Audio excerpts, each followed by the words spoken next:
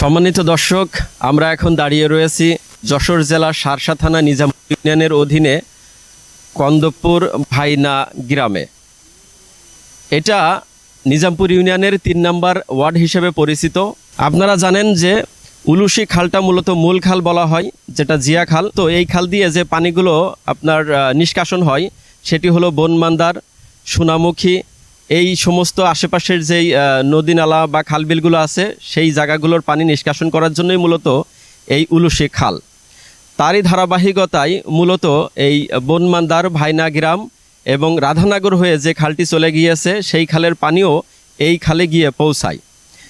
এখন বর্তমানে আমরা সরজমিনে এসে এলাকায় দেখতে পেয়েছি এই খালের দুই পাশে হাজার হাজার বিঘে সম্পত্তি এবং এলাকাবাসীর অভিযোগ যে একটা ফসল করা যায় প্রতি বছরে, যেটা ইরি ধানের ফসল।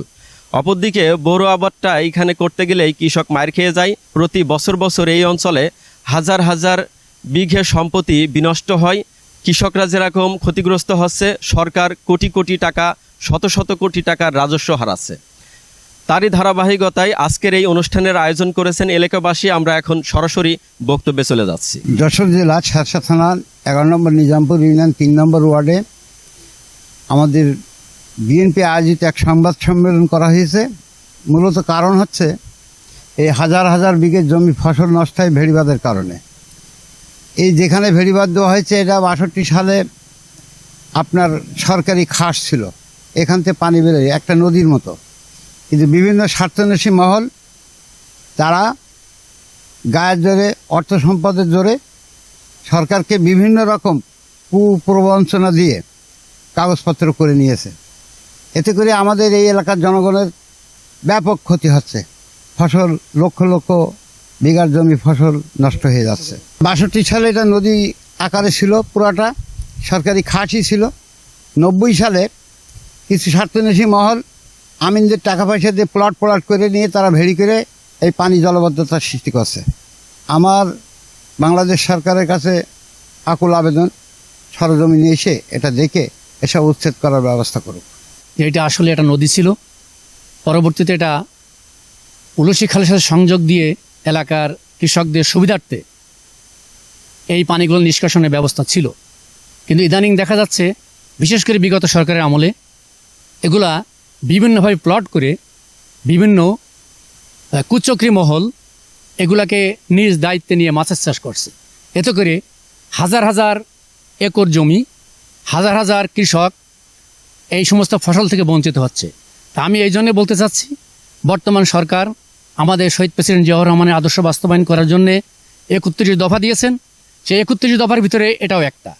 তাই আমি আমাদের মাননীয় প্রধানমন্ত্রীর কাছে জোর দাবি জানাচ্ছি, এলাকাবাসীর সুবিধার্থে এলাকার ফসলাদি সুন্দরভাবে তুলে দেশের উন্নয়নের লক্ষ্যে এই খালটাকে পুনরায় খনন করে দখলদার মুক্ত করার জন্য।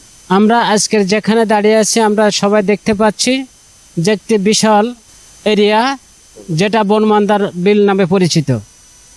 আমরা ইতিপূর্বে দেখেছি যে উলসির যে খাল খনন করা হয়েছিল শহীদ প্রেসিডেন্ট জিয়াউর রহমানের আমলে, এই খালটা খনন করার উদ্দেশ্য ছিল একমাত্র বনমান্দার বিল এবং সোনামুখী বিলের পানি নিষ্কাশনের জন্য। 62 সালেও আমরা ম্যাপে দেখেছি এটা একটা ভাইনা নদী হিসাবে আছে, যেখান থেকে পানি নিষ্কাশন হতো।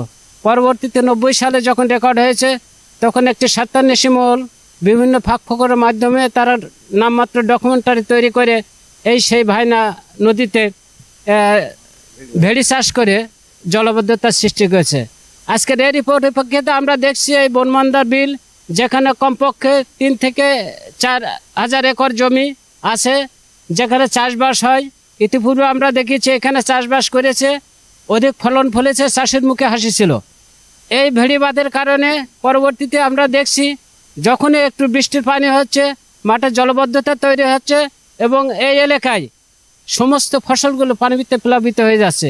এর থেকে আমার এলাকার চাষিরা তারা দুর্ভোগের শিকার হচ্ছে, তারা বিভিন্ন উৎপাদন থেকে বঞ্চিত হচ্ছে, বাংলাদেশ সরকার রাজস্ব থেকে বঞ্চিত হচ্ছে।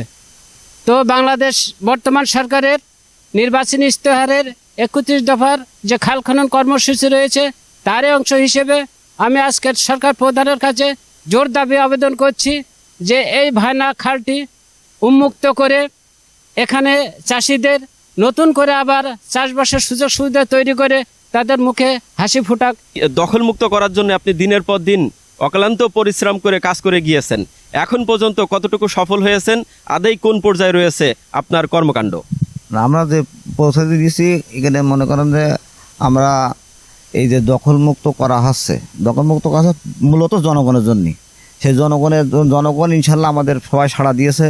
তারা এসে যে দাগটা, যে জমিটা নিয়ে নদীর দাগ হলো 1908 ডাক 62 সালে। 1908 ডাক যদি কেউ যদি রিসার্চ করে দেখতে পারে তাহলে দেখবে সেটা নদী বলে আখ্যায়িত আছেই। এই জন্যে এই পানি সেই নদীর পরে বিভিন্ন জায়গায় বাঁধ দিয়ে পানি বেঁধে রেখে আমাদের সমস্ত ফসলগুলো নষ্ট করছে। আমরা হয়ে গেছে এখন মনে করছে এক আবাদে জমি হয়ে গেছে। প্রত্যেকটা জমির মনে করেন যে 2 করে আবাদ হয়, সেই আবাদ এই মানে ফসল হওয়ার বিধায় জিয়াউর রহমান খাল কেটেছিল, উলুশির খাল, যে নদীর যে বনমান্দার বিলির পানি বের করার জন্য এই উলুশির খাল কাটা হয়েছে। সেই নদীর সেই বিলির বাদ দিয়ে দিয়ে মনে করেন যে আপনারা এখন সমস্ত জায়গার পানি নিষ্কাশনের জায়গা বন্ধ করে দিয়েছেন। তাহলে যেই উলুশির খাল কাটা আছে, যে নদীর পানি বের করা, যে নদী বিলির পানি বের করার জন্য, সেই বিলির পানি যদি না বেরোয় তাহলে ওই খাল কেটে কোনো উপকার আসবে না আমাদের। আমার কথা হলো কি, যে খাল কাটা আছে যে বিলির মাধ্যমে সেই বিলির পানি বের করার জন্য নিষ্কাশন আগে দরকার। এই স্বার্থান্বেষী মহলগুলো এখনো চেষ্টা চালিয়ে যাচ্ছে বাকি যেই জায়গাগুলো আছে সেগুলো দখল করার জন্য। এ সম্পর্কে আগামীতে যদি এই ধরনের অপচেষ্টা তারা করে, আপনারা সেই অপচেষ্টাকে রোধ করে দিবেন কিনা? আমরা যে প্রচেষ্টায় আছি ইনশাল্লাহ আর সামনের দিকেরই এই ধরনের কাজ তারা করতে পারবে না। আমাদের জনগণ আমাদের দিকে আছে, জনগণ নিয়েই আমরা চলবো। মানে জনগণ হলো সকল মানে স্বার্থের ক্ষমতার মালিক। আর বিশেষ করে এখানে একটা ব্রিজ, এই যে আপনারা ক্যামেরা করে নিয়েছেন যে এখানে একটা ব্রিজটা স্যাংশন হয়ে গেছে। মূলত হলো আমাদের নকশা টকশা হয়ে গেছে ব্রিজটা এখন হলো শুধু টেন্ডার হতে বাকি আছে। আমাদের এই যে উলুশির খালের সাথে আমাদের ভাইনার একটা শাখা খাল জড়িয়ে আছে। এই খালটার কাজ অতি দূরত্ব করেন, আর এই দখলদার বাজিরা কিছু পয়সা করে দিয়ে ভুয়া কাগজপত্র করে তারা দখলদারি করে আমাদের বিলির পানি যাওয়ার কোনো লাইন নেই। আমাদের ধান আবাদ সব নষ্ট করে দেয়। বর্ষা হলে আপনার সেই সব ধান পানির সাথে ভাসে। সোনামুখে বনমান্দার এই লক্ষ লক্ষ বিঘে আবাদি জমি কৃষি স্বনির্ভর বাংলাদেশ গড়বার জন্য যে উলসি খাল খনন, সেই খাল খননের মূল উদ্দেশ্য ছিল আমাদের সোনামুখী এবং বনমান্দার। কিন্তু এই বনমান্দারে আরেকটি মাঠ আছে ফসল, আর যে জায়গায় আজকে আমাদের এই জনগণ দাঁড়িয়ে আছে ফসলে আমার কালভেট করা আছে 2টা, এবং আমারই হাত দিয়ে 96-তে এই ব্রিজটি করা ছোট করে। এই কন্দপুর থেকে কানাইনগর পর্যন্ত যে রাস্তাটি, এই রাস্তাটির নাম দেওয়া হয় দৃষ্টিনন্দন রাস্তা। এই প্রকল্পটি তখনই পাশ করা ছিল, দুর্ভাগ্যবশত 111 চলে আসলো। আমার বিএনপি গভর্নমেন্ট আর ক্ষমতায় আসতে পারলো না যে কোনো চক্রান্তে। এখন বর্তমানে শুধু এখানেই মানে ঘের বা ভেড়ি বাদ না, আমাদের বনমান্দারে হাজার হাজার খাস জমি আছে যেগুলো প্রভাবশালী মহল, সে যে সরকারেরই হোক না কেন, তারা কোনো দলের না, কিন্তু বিভিন্ন দলের ছত্রছায়ায় থেকে তারা বড় বড় ঘের করে এই পানি নিষ্কাশন ব্যবস্থা সম্পূর্ণ বন্ধ। ভাইনাই এই খালটি না, শুধু এই খালের পানি নিষ্কাশন ব্যবস্থাটা সম্পূর্ণ কপোতাক্ষ এবং উলাসিতে যাবে। এই ব্যবস্থার জন্য বর্তমান তারেক রহমানের কাছেই আমরা জোর দাবি জানাচ্ছি যে আপনার বাবা এই সোনামুখী এবং বনমান্দার পানি নিষ্কাশন ব্যবস্থাপনার জন্যই কিন্তু উলসির খাল কাটার মূল উদ্দেশ্য।